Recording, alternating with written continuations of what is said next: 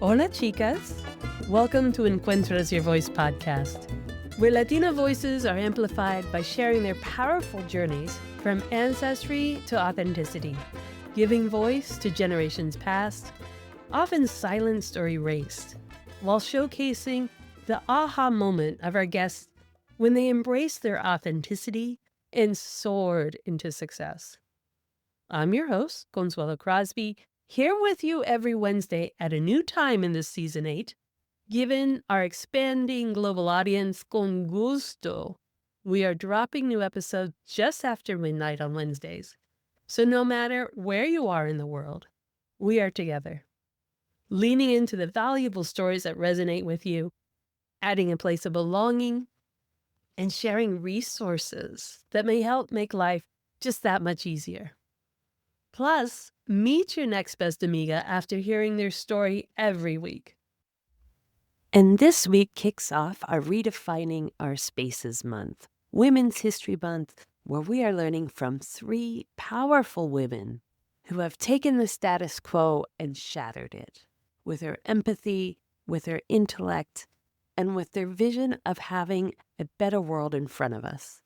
Today's episode is for all of us to keep listening over and over again in our lives, because as we evolve, as our minds expand, as we change what we want in our lives, we have to check back in with Wendy Amara, today's fabulous guest, who shares how her journey took her from chasing the American dream to letting it all go and creating the life she always wanted, with an authenticity that is deeply rooted in her Guatemalan and Mayan ancestry. Her father told her at a very young age, "You come from kings and queens." We should all sit in that to find the power that Wendy discovered and is here today to share with you. Wendy Amara is a highly successful business and leadership coach with over 18 years of experience.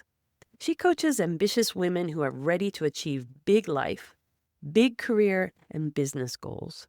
She is an expert in mindset mastery. And as you follow this episode all the way through her journey to understand why this is so important to her, you will come to the end with your mind blown. And she breaks it down into 3 simple steps of how you too can break through that overwhelm, gain clarity, and create real results using action-based strategies and emotional resiliency work. So get comfy, lean back. You are going to feel rejuvenated. You're going to discover your self-love, and you are going to launch into the 3 steps that will change your life. Welcome to Encuentras Your Voice podcast, Wendy. So grateful you're here with us today to share your journey and your aha moment. And you have quite a history already in your lifetime. So thanks for coming in. I do. Thank you so much for having me, Consuelo. I'm so happy to be Yes. here and be proud to share my story, where I come from, my aha moments in life. Yes. Thanks. I'm so grateful we actually met in person. It has never happened. I love it. Yes, beautiful. You're right. We did meet in person. I almost Mhm. forgot there for a second, but Yeah. I met you at the amazing We All Grow Amigahood event. It was the Women in Business or Amigas in Business event. Yeah. And somebody was pointing out a building that you had actually built and was like, oh, yeah, this is Consuelo. She created that building over there. Like they were literally pointing at your building that we could see. Like there was this really tall building. One of my clients, Monica, shout out to Monica from La Creative. And Latina land. she pointed out this amazing building and was like, oh, this is Consuelo's building. She built it. I was like, what? Yeah, you're the architect that Engineer. engineer, excuse me, Structural engineer. Big difference. structural engineering. I was inspired then and I was like, who's this woman? I got to get to know her.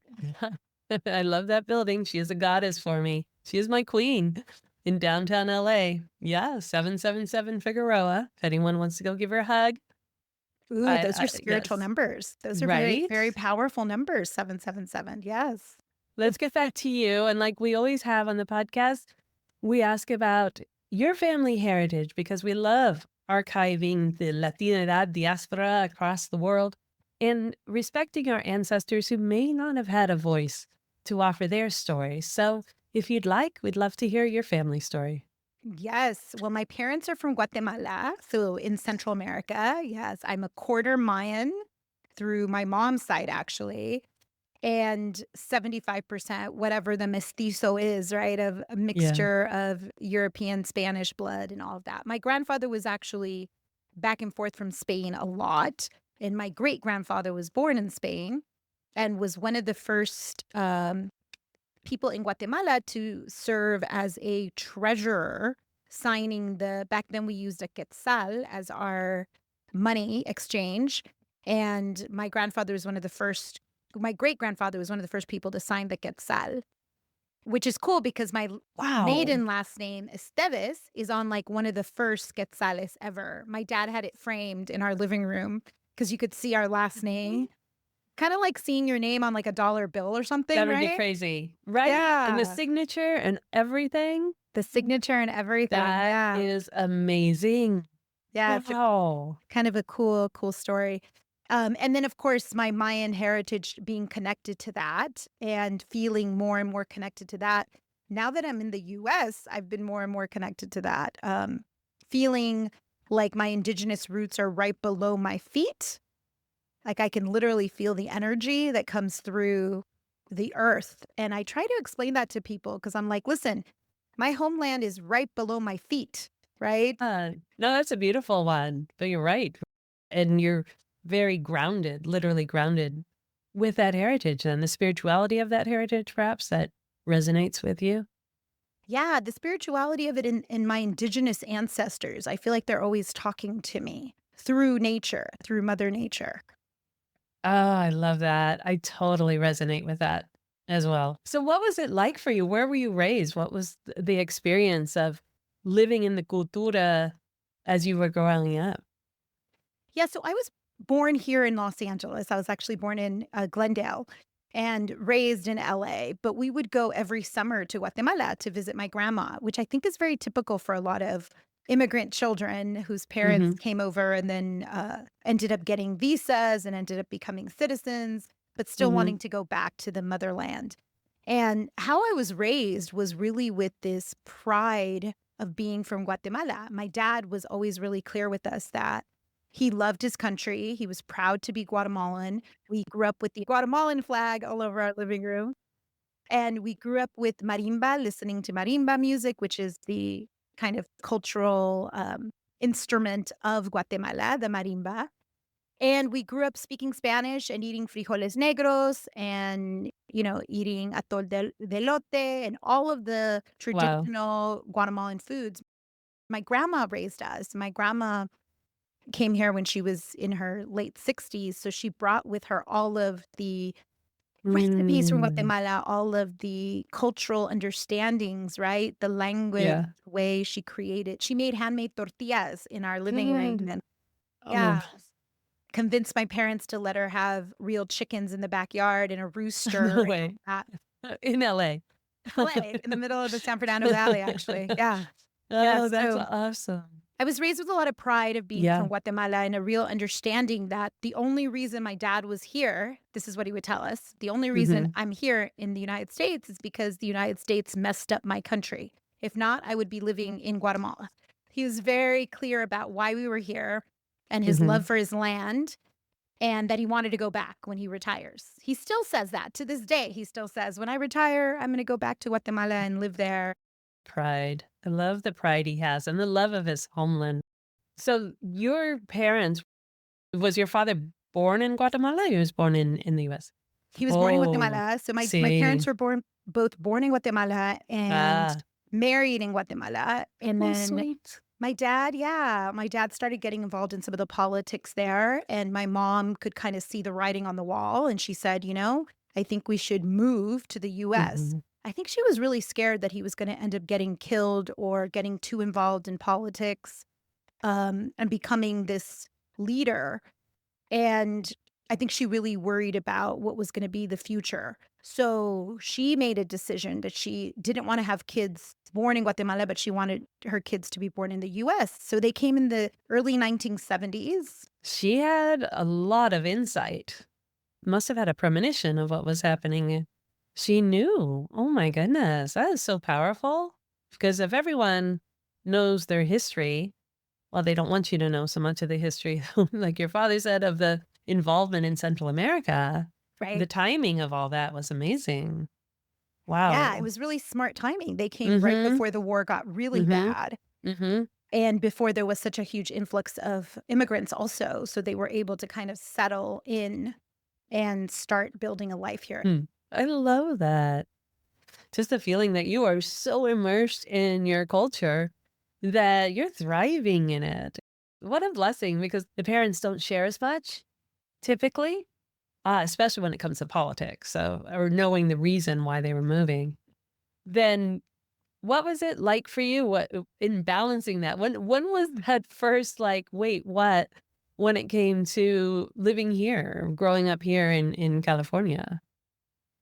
Yeah, well, like I said, we always were taught to be proud that we were from Guatemala and we were taught about our ancestry. So I remember being 7 years old. I remember this like it was yesterday. And I swear it was my dad at a very young age implanting in me this belief that has a lot to do with where I'm at now and what I've been able to create in my life. But when I was 7 years old, he pulled me aside and he said to me, "You, Wendy, you come from these great people. You come from these geniuses called the Mayans. They were building pyramids, they Mhm. astronomy, they were doing math, they understood waterways, they had complicated ways of connecting cities to each other. These were geniuses. And this is the blood that runs in your veins also, Wendy. These were gods My and gosh. goddesses. And yeah. And then he asked me at 7 Amazing. years old, he's like, "So these amazing human beings that were inventing math and creating pyramids, what are you going to do with your life?" Oh, yeah, that's a little heavy, Dad. A little heavy at 7 years old. No, Dad, I don't get it. I was 7, but I remember That's the unbelievable. question.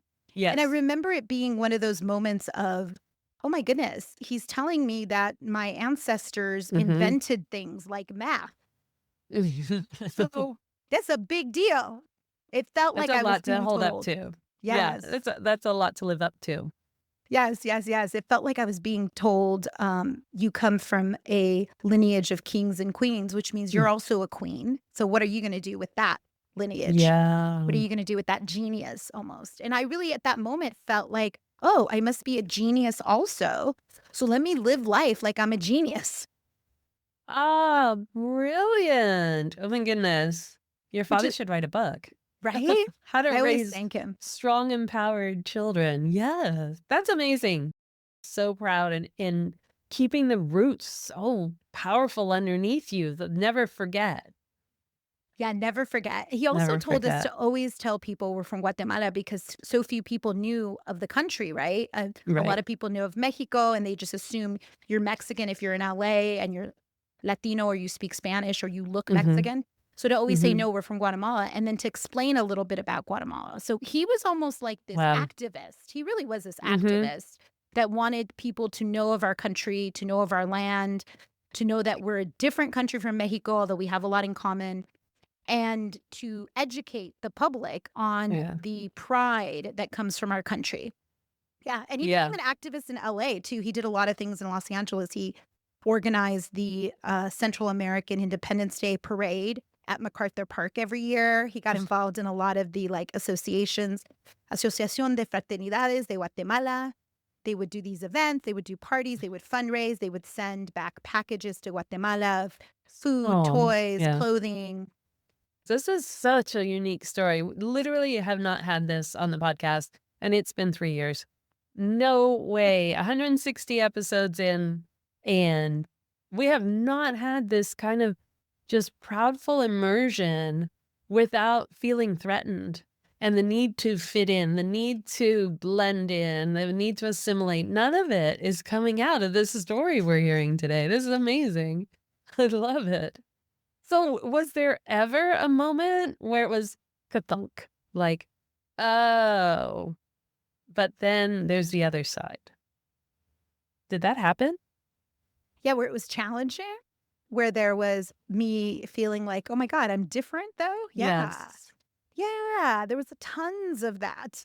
Oh, There was tons of that, especially oh. in school environments where I didn't really fit in from the beginning. I've always been a little different, right? Mm-hmm. And we went It's to because Catholic you're a school. goddess It's because 'cause I'm a goddess, and a exactly. genius. And a Mm-hmm. genius, exactly, right? Mm-hmm. It is your DNA.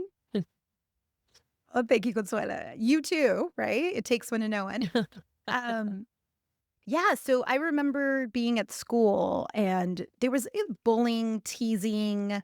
I was very much Oh. protected. That also is a reality check that I had growing up is as a kid, I was very much protected. We went to Catholic school. We were treated kind of like we were special in a lot of ways. So I just grew up believing I was special and believing I Mm-hmm. could do anything that I set my mind to. But the average kid Oops. doesn't believe that. So it was weird for me at school, right? I was trying to fit in oftentimes and I didn't. I just didn't. I Oh, didn't have the same experiences that a lot of the kids around me had. exactly. Yeah, but I wanted to fit in so badly. I wanted to Oh. be like the popular kids and be in the know and know what's going on, and I never really did. As your Yeah, attempt to blend in, or at least not stick out as much. I think it's not like we ever wanted to blend in, but maybe not stick out so much. right. Right. We just Mm-hmm. wanted to be like everybody else in the sense of Mm-hmm. like accepted. I think I was just looking for acceptance. Yeah. It wasn't really until my late 30s, early 40s that I started to feel like fully myself.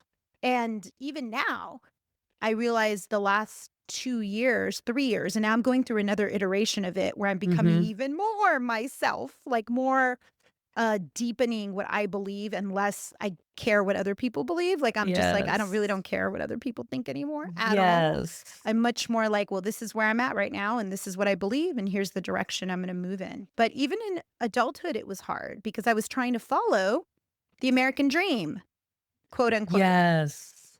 Oh, see, there it is. And that is something that was brought up with Rudy Ruiz and his in his writings. It's like one of the books, The Border Between Us.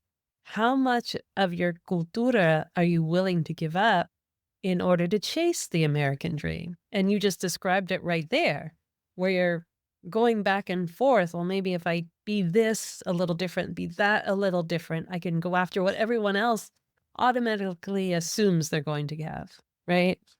Yeah, 100%. Tough. It's living in the dichotomy of what you really want and what your Mhm. spirit is telling you, and then what Yeah. the American society is telling you. And also my parents. I mean, I saw my parents also shift from always loving where they came from, but also wanting us to make money, wanting us to be stable, wanting us to get Yeah. good jobs. So I was Mhm. very much taught you go to school, you get good grades, you get a career, and that's going to be success. You get a Yeah. 401k, buy a house, and that's success for us. And Yeah. that was very much ingrained in my brain. And it wasn't until I did all that. So of course I did, Mhm. go to school, get good grades, go to college, whatever. And then I found myself one day with my dream job, Mhm. driving to my what I thought was my dream job and feeling miserable. Miserable. Oh, Yeah, and I had had a yeah. lot of ups and downs since my 20s of or in my teens. Like I dealt with depression, I dealt with anxiety, I was diagnosed with ADHD in my 20s. Oh, god, that's a lot.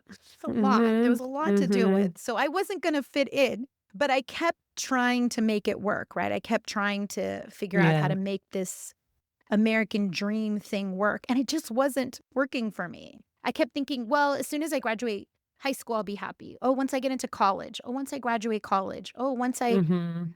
get the dream job. Once I get my master's degree. And I went and did all that, and I still didn't find happiness. It still didn't feel like, oh, this is what I'm supposed to be doing. Yeah. Yeah. Yeah. Yeah, at that point, we call this the aha moment. I think at some point in your life, there's this aha moment where you recognize you haven't been living authentically to who you are.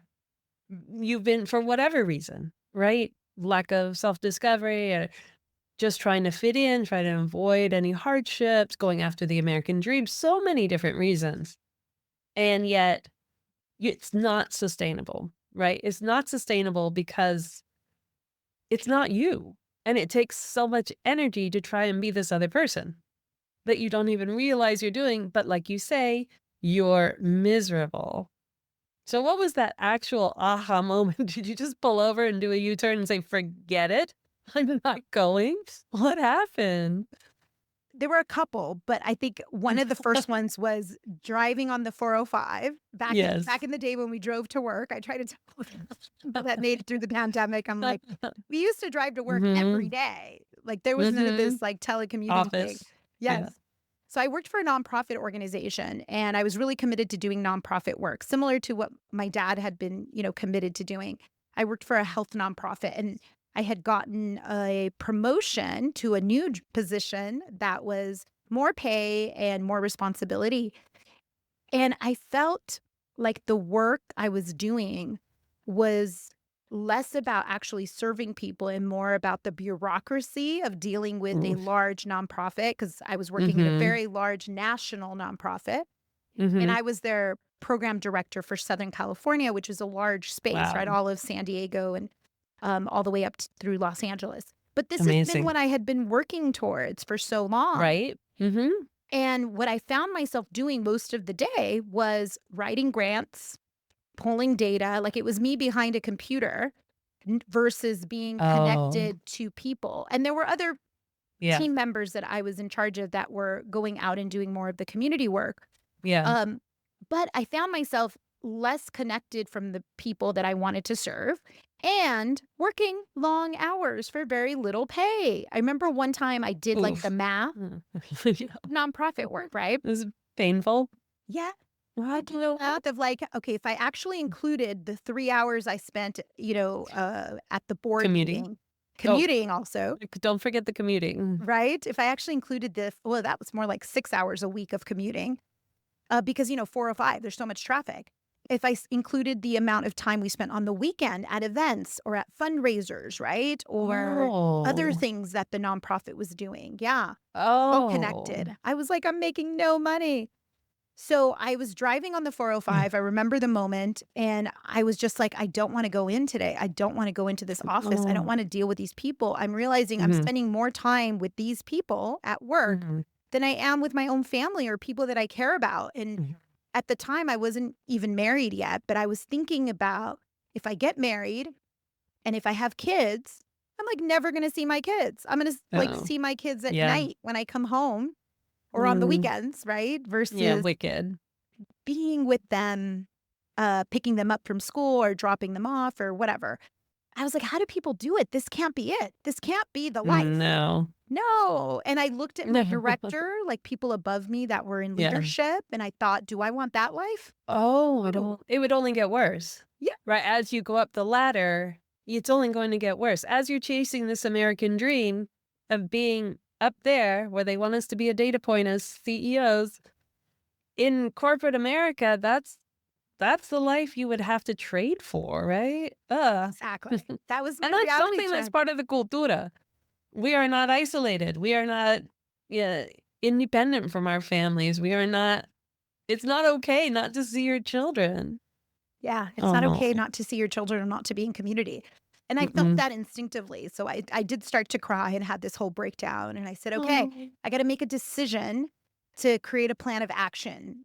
Something needs to happen. Something needs to change. And I just started being open to the possibility, just that, just the thought, the possibility that things could be different.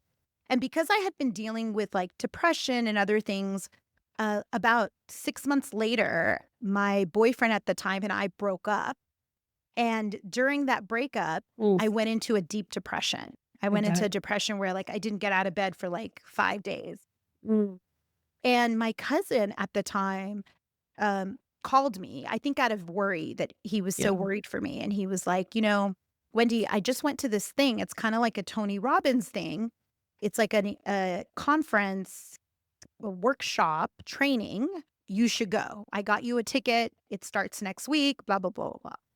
And Mm. so I went. I went out of a need to try to find something for me to not feel so depressed and Yeah. anxious and like, this is it. This is life. and really wanting to get back to feeling okay with myself and really finding myself. I went and I had an experience that totally blew my mind. I What? learned I learned this concept of what happens outside of me are just circumstances. What's going to make me happy is what's happening internally in me, my thoughts, Mm, my yeah. feelings, my beliefs about myself, my vibration, my intuition, my Mhm. intentions. That's what brings you joy. Life is going to do what life is going to do outside of you always, meaning there are going to be years where you do really great and make a lot of money and years where you don't. There's going to be a time where you buy your, dream car and then the next year it might get totaled. I mean, life is going to do what life is going to do. So Yeah. if you base your happiness on the job, the car, the money, even the family, those Hmm. things those things shift. Those are just things outside of you. What if happiness came from what's happening internally in you? What about who you're being? Hmm. What about your Hmm. thoughts? What about what you're Hmm. feeling most of the time? I was like, what? I'd never done this before. I'm going to look at myself. And I had done therapy before to kind Okay. of examine where are some of these beliefs coming from or where some of this misery coming from. But what Yeah. I learned in these trainings was an actual technology that I could implement immediately. It felt like, oh, this is a tool that I can now use Hmm. tomorrow in my life to look at things differently. Hmm. So, two things drastically changed. One is I had a paradigm shift of like, oh, life is not happening to me. I am Hmm. happening to life. Yes. Whoa, whole new reality check. So Yeah. it isn't about checking off these boxes equal happiness, right? If I go to a Hmm. good school, if I get a good job, if I make money, if I buy a dream house, whatever, that's going to make me happy. It's I make myself happy first. Yeah.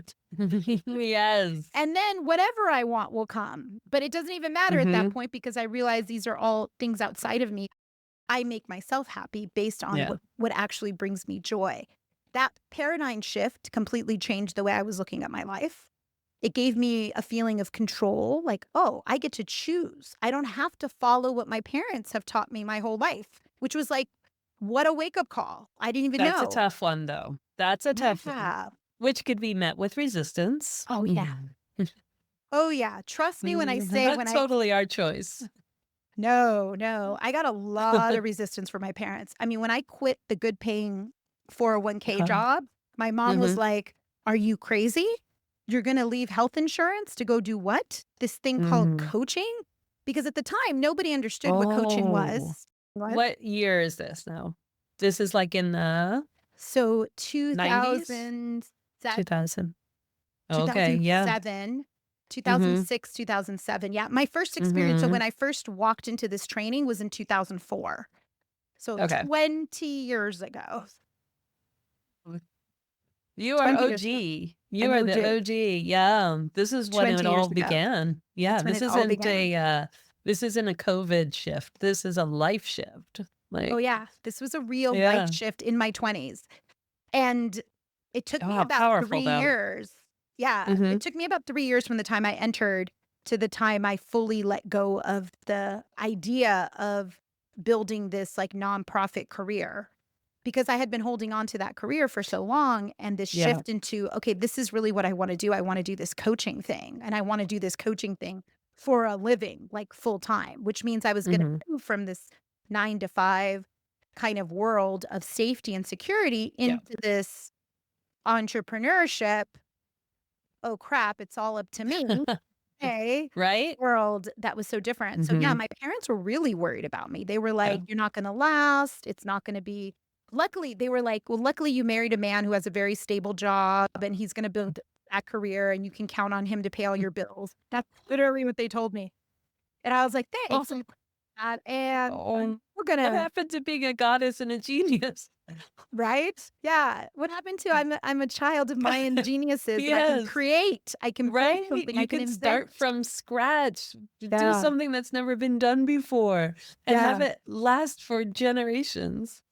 How about that? Oh my god, I love Right? that thought. That is amazing. Beyond, Yeah. everyone thinks you're desperate to come here because Mm. it's better here. It's like they have a really great life. And like your dad said, it was the Americans causing problems in his country that caused everyone to have to leave. But there has to be that history told. That's not told enough. But oh my goodness. Here's the one part, because that is a huge aha moment. You are literally leaving your career that you are already very well elevated in as a young person, and you had reached your American dream to that extent professionally. How did you quiet the voices? Both, I'm sure, yes, our parents definitely do it, but then even the peers, those voices still create self-doubt. How did you deal with that? I immersed myself in the work. That's how Okay. I quieted the voices. Because you're right, there were a lot of them. A lot of friends. I lost a lot of friendships because people were like, "You're gonna go do this crazy thing called coaching." They Mhm. didn't even understand what it was, right? People kept asking Mhm. me, "But are you gonna be a psychologist? Are you gonna go get a PhD in psychology?" "No." "You gonna be a therapist? Are you gonna go get something in therapy?" "No." Oh, "I'm so gonna they didn't take learn." you seriously. Yes. Yes, they didn't take me Oh, seriously because nobody knew what coaching was. We're talking no. 15 years ago. Nobody knew what it was, especially in the Mhm. Latino community. Are you kidding? People were like, "¿Qué qué? No. ¿Qué es?" Mm. People didn't Mm-mm. understand coach outside of like deportes, right? Like sports coaching. They Exactly, I was just understood thinking the that. same thing. Right. Uh-huh, I was thinking the same thing, and if it's Soccer not coach. attached to education, then it's not real. It's not Right. real. It's insane, the pressure. The pressure's insane. Oh, Yeah, so I started to build a new relationship with myself, which was, okay, oh, what does Wendy really want? Let me yes. quiet the brain and let me start to build my intuition, like this whole Mhm. other brain that I believe Mhm. lives in our gut. Mhm. And I started to listen to that more. And then I really immersed myself in the work.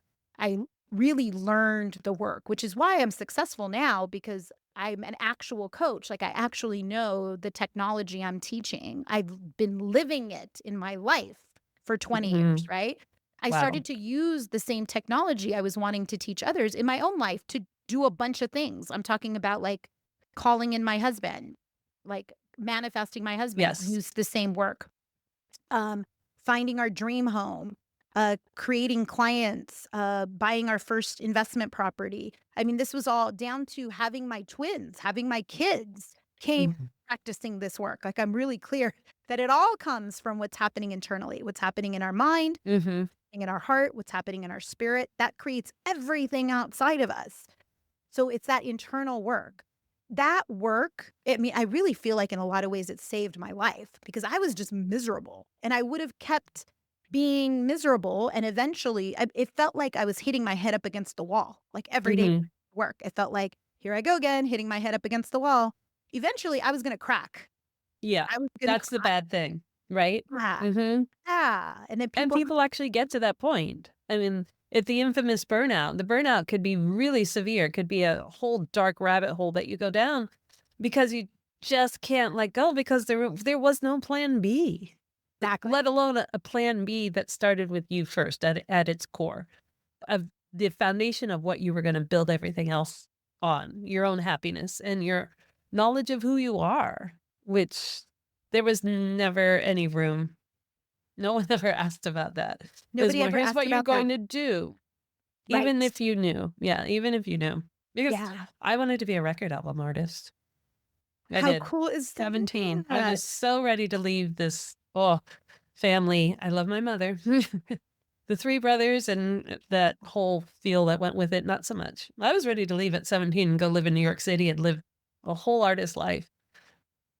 How No. exciting. How exciting. No, Yeah. that would have brought me the joy, that would have brought me my happiness, that would have, and even if it was a complete flop, right? This is the other thing that you have to enter into negotiation with yourself when you're taking this magic and big step, iconic step in your life to go after what you want. It's okay to accept whatever comes with it. Like, accept your decisions, be empowered by your decisions. The outcome doesn't represent you. It goes, that's back out in the world, right? Exactly. You're gonna be okay no matter what. And we're Mhm. not taught that. We're not taught that, No. right? Yeah. So many of my clients, what they're most searching for is safety. Oh, interesting. feeling safe enough to do the thing, like what you just said, go to New York, right? Even when your I was mom is ready. telling you, like, no, that's crazy, estás loca, like, you're insane. Go to New York and deal with the outcomes of whatever it Hmm. is, because you're going to be okay. You're going to Hmm. be I okay. knew I would be fine. But she threatened being excommunicated. Like she was never going to Wow. talk to me again if I left. So, Wow. Yeah, I was going to mm, ask what was her response, but yeah, no, her response was, no, you're going to be a doctor, a lawyer, an engineer. And I was thinking, okay, wait a minute. Those that would have been the 80s. Those fields were all 100%, maybe 0.05% were women. It was 100% men, but I wasn't allowed to date. So you want me to go to school, be the only woman in the class. You want me to go be the first woman hired in a firm of 40 guys, but I can't talk to them. I can't go out with them after work. I can't socialize. I can't date. So, where's this plan coming from? Where's this idea that seems so logical to you? Because it's crazy. It was crazy. But wow. it was that or be excommunicated. That was severe. Oh, yeah, my heart goes out to the little girl that, like, we want Mhm. our approval from our mom, right? We want our mom to understand. But eventually they come around because once we're successful, that was my experience anyways. Once the success came, my mom was like, I'm so Oh, glad, Mija, that you chose this. oh, look at that. Oh, that takes a lot of grace. That It takes does. a lot of grace. This iteration of the business Okay. is now 5 years old, where I focus primarily on coaching Latinas. Like that is who I work with, right? So I work with our community, which Yay. is how we met, Consuelo. I focus specifically on working with Latinas with our own challenges that we bring to the table, including this idea of how do we find peace between this American culture and our own Mhm. culture when sometimes they're completely opposite. And how do we make our way? But this is the work that my dad was doing as an activist. It's the same work as what I realize now coming full circle. Yes. Yes. Which, Empowering yep. empowering the comunidad, empowering them to find their way to thriving, to having what they need in life for thriving. So where would someone who's listening to this, where would they get into the frame of mind to be away from distractions? How do you calm your space, your mind to get away from distractions enough to start this energy focused on what you want in life? Yeah, it helps to surround yourself with people that are going to remind you of what you're focused on. But reminders of what you're focused Ah, on is one of the key tools that I teach in coaching and that we should all be using. So, for example, a visual reminder. What am I focused on creating, right? What is in my coaching, we practice this thing called belief work, where we actually take a thought and start to make it a belief, right? Because a belief is something you feel in your body to be true. And your beliefs are running your entire life. They are the programming of your life. So it doesn't matter what you do. If your belief is, I'm never going to find a partner, then who cares? I could give you a oh, list of like 7 things to do, mhm, and the programming is off, right? So we mhm. work a lot on our beliefs. And how do you stay focused on a belief, for example, is you can have a visual aid, that something written down, a post-it note that reminds you of this is what I'm focused on. This is what I'm creating, right? Okay. And then there's anchor tools we can use also. Anchor tools are things that bring up the feeling of what we're wanting to create. So if you're wanting to create a partner, the question I would ask is, what's the feeling you want to have when you're with them? Is that Yeah. joy? Is that safety? Yeah. Yeah. For me, I think it was like calm, like a foundation, a secure foundation, I Mhm, think.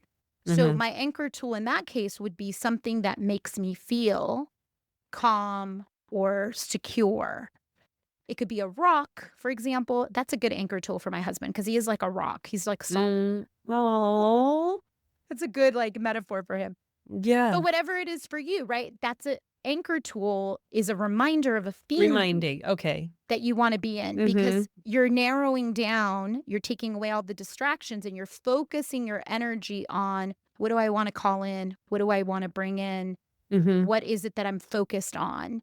Talking about it, writing about it. So taking your time to focus on the thing you want to call in and then managing all the other distractions, being aware that life is trying to move you away from the thing you're trying to focus on. Your brain is also trying to move you away from the thing you're trying to focus on. Oh, nasty little brain. Yeah, you gotta turn that brain off. The brain's only necessary for implementing any of this. You don't rely on your brain. Yeah, Get do awareness, not rely on Consuelo. your brain on creating it. Your brain is only there to figure out how it gets done. That's a But beautiful putting way you to in the put right it. spot. Yeah. Yeah, you gotta Yes. turn Yes. that I off. tell everybody, Yeah. your brain's trying to sabotage you Isn't all that the time. something? All the Mhm. time. All the And it time. did. It did sabotage you. It made you feel lousy. It made you feel like you weren't getting where you wanted to be. It was putting all those outside Thoughts. voices. Yep. Oh. So when you talk about clients wanting safety, this could be difficult. I thought safety, and I started thinking, well, what would safety be for me? And it seems difficult not to attach safety to physical things that you're trying to detach from. So, how do you create safety for yourself when it's not like our parents were saying, oh, you need a 401k and you need a paycheck and you need a secure job and you need to, that it's all stuff that can be taken from you. How do you define what safety is? You ask yourself first, what is the feeling that I'm wanting to get from the safety? Like, I want to feel safe because why? What am I trying to move towards that feeling safe will allow me to move towards? So, you want to get to a deeper feeling. Sometimes when I ask Mm, this question, people will lean into what am I trying to get away from? So, I have to repeat it a couple of times of what are you trying to mm-hmm. lean in towards, right? Right. Because why do you want to feel safe? Well, I want to feel safe so that I don't end up homeless. Okay, that's what you're trying to lean away from. But let's Mm-hmm. move towards what do you want to create or what are you trying to lean towards? You feel safe so that you can do what? Or you can create what? Or you can feel, really feel what? Mm-hmm. I want to feel safe so Mm. that I can feel like I can create Oh, or I like love I that. can expand or like I could take more risks Yes. or I could Yeah. experience more. Or, Mm-hmm. I mean, we could, go into an exploration of what does that mean, right? Right. What could open up for you in that category? And then it becomes about, well, how can we step into having that now? How can you take a risk now or expand now or feel joy now? So versus I want to feel safe so I can experience joy. How do we go directly to the joy now? And then I find once we can figure out how to do that and you can have an experience of it, not just in your mind, Mm. but in your body, and you Mm-hmm. can document that. The more you do that, the more you start to feel quote unquote safe. And then you realize, oh, Ah. oh, oh, I am safe. Yeah, I am Talk safe. about that. Yeah, the abundance within. You have to tap into the abundance you already have within. You already are safe. We Mhm. just forget it, right? We forget Mhm. because we're in the world of doing. We're in the world of creating, meaning a job, money, these things outside of Yes. us that we think are Mhm. going to make us safe. Or Children. we're told. We are taught and told, and even in this current day, you're still being told Hmm. that you have to be that cog. You have to be that working person to have that stuff, and only then will you be successful. And that definition of success is not even accurate. It's a made up construct. 100%. It doesn't, it's not until you do it. And listen, this doesn't happen to Yeah. everybody. I had an Yeah. awakening, right? Something woke me Yeah. up to like, this is not it. Let me go find what else is available. Hmm. And that's when I found the particular technology that I teach. But some people just stay asleep. Yeah. They never kind of wake up to, or they stay in their comfort box. What I like to say is their comfort box, even though they're not There you really go. comfortable in the box. Yeah. They're not really comfortable in the box, but they stay there because it is safer than letting go and taking the risk and going to the other Hmm. side. Yeah. Yeah. Yeah. The known, no matter how bad it is. And, unfortunately, I think women experience these situations a lot worse. They can stay in an abusive relationship because at least it's known. And if it's known, it feels safe. There's a lot of our brain, our mind tricking us into thinking to just accept what is, even if inside, like you're saying, inside we know it's not good for us. Even if But our gut is telling us. So listening more mhm, to our intuition, listening more to our mhm, gut, building from that place. I mean, I run a whole business mastermind where we tap into our intuition and make business yeah, decisions yeah, based on our intuition, not based on what our brain is telling us. It's like, what? That's a whole nother way to build. Yes, it is a whole nother way to build. And that's the yes, part of us that I think is reconciling now with the American side of us, right? Because the indigenous part of us is mhm, connected to our intuition, it's connected to what's yes, happening in our body. So finding ways to bring both to the table. I like to look at it almost as when I think of my indigenous roots, I think of the feminine. I think of we sit in a mhm, circle, we slow down time, we're in the flow of things. And when I mhm, think of the American version of Wendy, because I am both, I was born in the US, I am a US citizen, there is yeah, this American side of me, right? When yeah, I think of the American side of me, it feels very masculine. It feels like more, do, schedules, deadline. yes, It makes me think of like investments and all of mhm, that. Like, how do you grow your money and like proof. capitalism? And It's yeah, proof. We need physical proof. We are a doubting society that we need to have like these constructs, these templates, the boxes. If you have this, it's a sign that you are successful.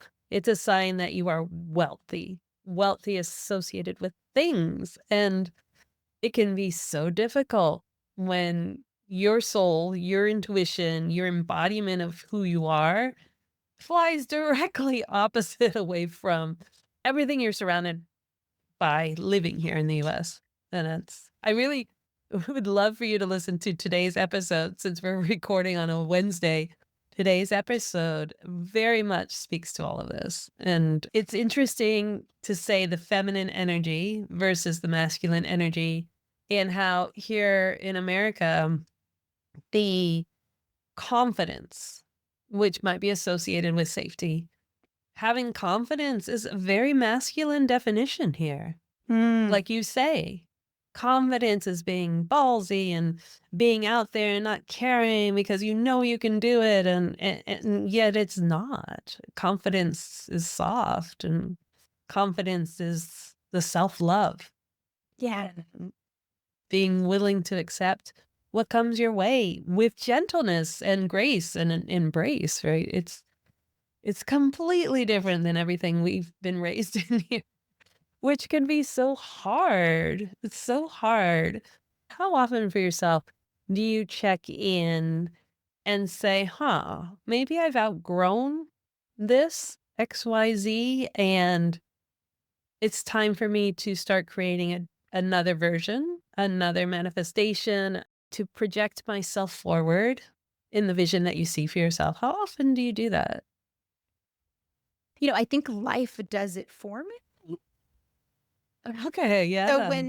when something no longer feels in full Mm-hmm. alignment, and something no longer feels in full alignment. When I find myself doing something that used to maybe last year bring me tons of joy, and Yeah. now I feel a little disconnected from it, or it's not bringing me the same amount of joy anymore, those are the moments when I check in with myself and say, okay, what is emerging here? I really Mm. ask myself three questions. And these are the same three questions that I had everybody ask themselves after the election, just to get grounded in question number one: what am I feeling? What am I really feeling in this moment? Mhm. Question number two: what am I experiencing? Because experiencing is a little bigger, broader than just feelings. You can experience something, you can hear something, feel, right? It goes beyond just your emotions. So, what am I feeling? What am I experiencing? And the last one is, what is emerging? What is starting to emerge, right? Oh, that's a biggie. Okay, Yeah, that's a biggie. Could that be hard to define? Because you haven't been there before, maybe? 100%. In fact, most of the time, Most of the time it's in I don't know. But here's the value of sitting in the question. When you're Mm-hmm. sitting in the question, you don't necessarily know the answer yet. You can just sit in the possibility, right? The emerging of without knowing the Mm. answer. So there's a difference in our body, Okay. even when I say, let's sit in the question versus let's Mm-hmm. sit in the answer. Mm-hmm. The brain always wants to go to the answer. The brain wants to answer everything. Every question you ask yourself, the brain's trying to find the answer, right? The quicker, faster, Yeah. easier way to find the Yeah. answer. Yeah. Sitting in the question is actually the feminine version of that, where we're not Mm. in the answer or in the search of the answer. We're actually sitting in the expansiveness. Like, for example, I like to picture sitting in an empty room that has nothing in it. That's the experience of sitting in a question. What is emerging? Let's just sit in it Yeah. and then Oh, I hang love out that. there. Hang out there for a week, a couple of Mm-hmm. weeks, a month. Something will start to open up. A door, something will pop into the room. Maybe a couple of things will pop into the room. And usually the answer is not one answer. Every year, I think I grow. And that's actually my definition of success. My own definition of success is continued growth. So I'm successful if I'm continuing to grow interpersonally, Yeah. right? Interpersonal growth. So Yeah. Wendy's relationship with Wendy, that growth, not necessarily my bank account or my family or Mhm. cars we drive or whatever, but Wendy's relationship with Wendy. And that I think continues to emerge. And in the business, I find like about every 3 years, I go through a new evolution of, Oh, wow. yeah, what do I want to create? What's happening now? I mean, now I'm in this whole new place of Mm-hmm. realizing, oh, I am already successful in my own definition of it. Yeah. So it just feels like having fun now. It feels like I'm looking at a menu of like, well, what do I want to choose? I could do this, I could do that, I could do here, I could do there. Do I want to continue to run large groups? Do I want to do smaller groups? Do I want to do more in this category, in that category? It just feels like looking at a menu to choose from. It's a different way to build. Love Um, that. from where I'm at now. But yes, I continue Mm-hmm. to take myself on because that's the work. Yeah. How That about must be really hard though. I think it'd be really hard as a business when you've invested so much of yourself into creating a business to allow it to evolve. And I think it's also very difficult when you say, what's going to emerge to not fill that empty room with stuff because it's very hard to sit in silence with yourself and allow things to come up in you. It takes a long time sometimes.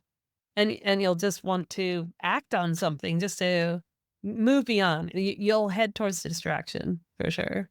It's tough. It's really hard. it's definitely uncomfortable. And like I like to tell my clients, the growth is in the uncomfortable. The Mm, uncomfortable is where the growth is. And it's a discipline of practice. It's a practice of learning to be disciplined enough not to just automatically move into action. Because I actually think, especially as Latinas, yeah. working and doing and working is one of the ways it's a trauma response. It's one of the ways we respond to the trauma of you have to continue to build to survive. You have to go hustle to survive. That's a trauma that we've been taught and that for a lot of us has been true. Like you did have to go work when you were little to put food on the Yes. table. That's an honest thing. My dad Mhm. experienced that in real life, right? So to Oh. unlearn that, and you're Mhm. right, it's very difficult to do. It's very uncomfortable to do. Mhm. But I remind everybody, you don't have to jump into the doingness just because it feels safer. You can just sit in the unknown for a little while to figure it out. We can just learn to figure it out. And it gets easier the more you build your intuition muscle, the more you build Mm. the muscle connected to what do you really want? What's actually coming from within you? The Mhm. more you sit in that question and the less you jump to the first thing that jumps into your mind, the clearer Mhm. it gets, the clearer it gets. But I also work with ADHD clients, and sometimes with them, I tell because they want to take action, right? They're like, I can't sit still. I have ADHD. It's hard to I don't sit know if I still. have it, but I can sit still. Right. Yeah. Right. To them, I say, well, let's start moving in a direction. Let's start taking some action and then evaluating as we move in that direction. Oh, is this working for me? This isn't working for me. Because taking action also leads to clarity. You just have to know where you're taking action from. Are you taking action as a trauma response to cover up the being silent with yourself, right? So that you don't Mm-hmm. feel? Or are you doing it Yeah. because you genuinely are trying to figure out which direction you want to move in? Oof. Yeah. There's a lot of training, sounds like, that Yeah. has to be put in our minds. This is where the mind does kick in, is that because that is the discipline. The mind wants to help you assist in the discipline. And I think that's where we fight back the most. It's really funny, right? We fight against the discipline and distract ourselves away from that when we're distracting ourselves away from what we're trying to manifest. So life's hard, people. It Life's is. hard. It Make is it about challenging. yourself. Yeah, make it about yourself, right? It Find can what be you love in challenging, life. but I'll remind everybody that it Mm, is learnable. Like these tools that I'm talking mhm. about, managing your mind, learning to Yeah. manage the mind and discipline the mind and make decisions from your spirit or your heart or your intuition. That is something that you can learn. It does require usually, taking a course or having a coach like me or being in a Yeah. group container, but it's learnable. You can learn to play the piano. You can Mhm. learn to manage your mind. It's going to require practice and a teacher and, showing up every day, energy, time, effort, money, all of that, an investment of that. But it is Mhm. possible. I'm living proof that it's possible to manage your Yes, you mind. are. Yes, you are. With a lot of joy and a lot of, you could just feel your energy coming up. It's like, oh my goodness, I just want to like send this into a battery and tap into it later. Like you have that Thank energy and you. that, yeah, you have that vibe of anything is possible, of really emanating that to people, that anything is possible. Yeah, because it really is. It really is. That's Yeah. actually what were you saying earlier that I was like, what is my definition of confidence? And I was like, Yes. my definition of confidence is the inner knowing that I can figure anything out. Yes. So I think we are sisters from another lifetime. Be- Exactly. Exactly. And with that thought, there is no fear. There's no fear. In fact, the fear kicks in after you've already accomplished it. Has that ever happened to you?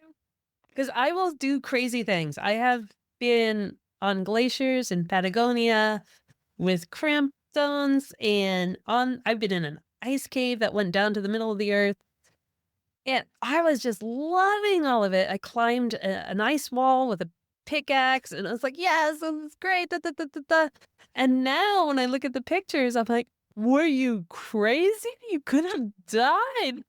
I think I was born with it. I want to give it to my abuelita. I think that was a DNA straight connect. Skipped over my mom, went straight to me. Confidence, fearlessness, love the unknown. It actually makes me feel alive Live. to dive into the unknown. But then I come back like years later and go, whoa, I think I dodged a bullet on that one. If I thought Interesting. about it, yeah, if I thought about Yeah. it and doubted myself, didn't have that confidence, was afraid of the unknown, I wouldn't have done, oh my goodness, I would have done so much in my life. So much. I would have, Wow. mm, That's amazing. You were being really brave. You were being courageous, Consuelo, at that moment. Yeah. So, what I tell people about fear is that fear is actually almost always with you. So, we think about like living mm, this fearless life and that we're not mm, really feeling the fear. No, there's fear. You're just more okay. focused on courage or being brave in that moment. So, what's activated in that moment is the courageous version of you. But the courageous version of you can only exist on the other side of fear. That's the only time we're courageous is when there's That's fear there. true. Yeah, So that's there's true. fear, you Mhm. just are activated in the courage and you were being courageous, Consuelo, the courageous version of you when you were climbing that mountain. So fearful you was like, asleep. I think fear is a natural, normal part of the human experience. If you're playing a big game, you're going to experience fear because Mhm. you are on the edges. Or if you're just questioning yourself in your mind, what's next? Like even that question, right? Because a lot of people would probably be like, I'm going to retire now. I'm not going to be in like, what's next? I'm just going to take it easy. And my kids are I grown. started 2 new companies. There you go. See? See, you're Oops. like, Oops. no. There's no like retirement now. It's more about what do I want to No. create next? And so, Mhm. yeah, that alone is like, wow, that you should be commended for that, Consuelo. Congratulations on taking your life on and moving towards the unknown. Because similar to you, I also feel excited. Like I feel most alive when I'm on the edge, right? When I don't Yes. know exactly what's going to happen.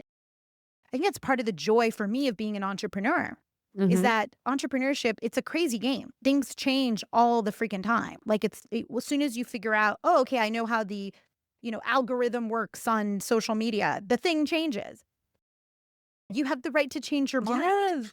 We have the right to be able to not like the same things we liked 2 years ago or not do the same business we did 2 years ago or whatever. I'm thinking about like Mhm. the clients I spoke with like Mhm. 5 years ago who were like, I want to leave my job, Wendy, and I want to start this other project that I have in mind. And I'm just thinking about like Yeah. some of them are still in those jobs. Oh, And I'm like the reminder no. of, hey, listen, because they never really moved forward with the coaching or never really got Mhm. into spaces where they were going to feel more courage.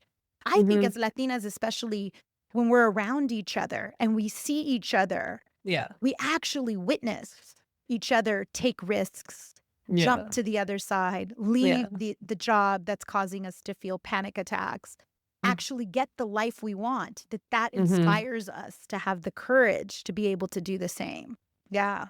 It definitely feels like you're not alone. And when you don't feel alone in your decision making, it's easier for me, I think, to be able to take that risk and to just make a decision. Yeah, and there's also the accountability because next time someone sees you and they says, "Well, what did you do?" If you're still saying nothing, you have accountability right there, right? With yourself. Yes, and in my coaching groups, we actually have accountability. Like you have to write Oh, down a goal. Yeah. And then uh-huh. in inspired action anyways, we check in the following week, like, okay, so what happened with this? You said you were gonna walk 3 times this week. Did it Oh, like, what? right? Yeah. With love. We always do it with love and we have Yeah, a process sure. that I teach them on how to clean it up and how to pull data from that. But to live Mhm. an awake life, to live an aware life, to live an Yeah, intentional life, you need to I look love at that. what you're saying you're gonna do. You need to actually examine Mhm. it. Yeah.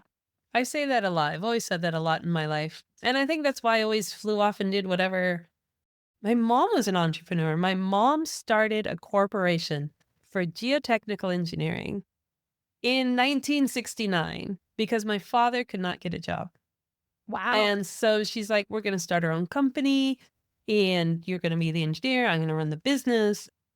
She was a woman surrounded by all men and managing this major corporation who has done historical work in California. They were 82 years old when they stopped. Mhm. 82 years old. Amazing. Amazing. Right. And So, where did your family come mm, from, Consuelo? What part my of mom's Peruvian. She's from Peru. Yes, I Arequipa. Yeah, beautiful. so from the beginning, when he said, "No, I don't wanna be separated from my family, from possibility, from being with creating a life with them because of work and doing a work you didn't even love." And here you are, you have that. You have the love within your career. It's going amazingly well. You have this beautiful family. You know it could be done. So proof, there's proof right behind you, right? Oh, that everything is possible. Yeah, it is all Oh, possible. You really can create the mhm. life you really want. It just takes I always tell everybody 3 main things, right? And I Okay. usually close with these 3 things, Yeah. whenever I'm doing, like, a speech or anything. Yeah. Number 1, you need to learn to manage your mind and who you're being, right? Who you're being are your feelings, your beliefs, all of that. It's number 1. You have to learn to Mhm. manage that as opposed to your brain dictating your life. You are dictating what you Mhm. think, what you feel, what you believe in, your intentions are. That's number 1. Number 2, you do need to take consistent action towards the thing you want. So just thinking it or Right. feeling it or being it is not enough.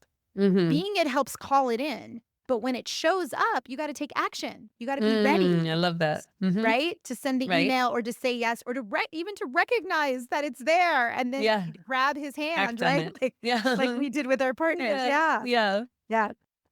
So number 1, manage your mind thoughts. Number 2, take consistent action. Number 3, don't give up Mm. until you get it. That's it. Wow. Don't give up until you get it. That's the secret sauce to reaching any goal in life. Any goal in life. That's it. Those 3 things.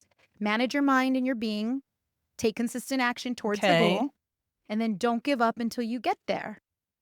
Okay, but I have a devil's advocate for that last one Oh, tell me. because we could go ahead and be beating our heads against a wall, trying to get to it, but it may not be what we're supposed to be doing. Yeah. Yeah. Well, that has to do with who you're being, right? Number Okay. 1, manage Oh, who so you're being. that wouldn't, okay, so it has to be in alignment. You're Yes, saying it has yes. to be in alignment. You have to ensure that who you are being is who you are and who you want to be. Who you want to be. Because if those Yeah. two aren't connecting, well, if you're not getting the goal you want, and if you are banging your head, then wait a minute, who are you being? Because it's not Yes. genuine and it's not Not authentic. genuine. And okay. Oh, Yeah, yeah. If you're experiencing like hitting your head up against the wall, then you're not mm-hmm. doing number 1, you're not actually managing your No, mind. You're living no. under the illusion that that thing is the thing that Mm, you want. And in that case, even if you take consistent action, you're going to take consistent action towards the wrong thing because it is the right. thing you really want. Yes. And you won't get it. Or And you even won't if you get it. get it, you're not going to be happy. Yeah. Yeah. We've seen people like that get promotions or Mm-hmm. make a certain amount of money or Mm-hmm. whatever, not really be happy. Get what they No. wanted on paper and look Mm-hmm. maybe really good on paper, but not really feel this joy in No. their day-to-day life. Yeah. No. Yeah. Yeah. So yes, you've got to do them in this order. Manage your Okay. mind and who you're being, take consistent action towards the goal, Yeah. and then don't give up until you get there. Yeah. I like the action part too. I'm always key on action. There was an expression that what you want isn't where you're at. Otherwise, you would already have it.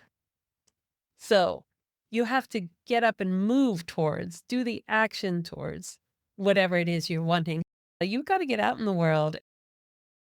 So, with all this energy you have, with all this vision and really beautiful knowledge of yourself, and always checking in, what is a vision out there that you hope for yourself?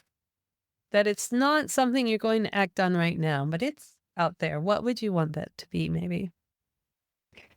A vision that I have for myself outside of what I have currently. Mm-hmm.